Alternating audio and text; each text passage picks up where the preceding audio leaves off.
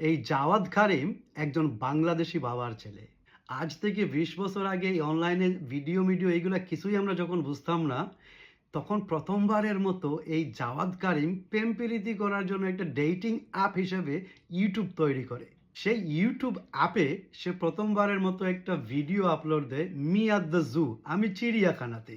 সেই video upload দেওয়ার পর প্রায় ১-১.৫ বছরের ভিতরে সবাই যার যার ইচ্ছা মতো ভিডিও সেইখানে আপলোড দিতে থাকে। সেইটা কোনো প্রেম প্রীতি বা ডেটিং এর অ্যাপ থাকে না, সেইটা হয়ে যায় ভিডিও আপলোডিং এর জন্য একটা অ্যাপ। সেইখান থেকেই শুরু হয় এই কন্টেন্ট ক্রিয়েটরদের ভিডিও আপলোড দেওয়া।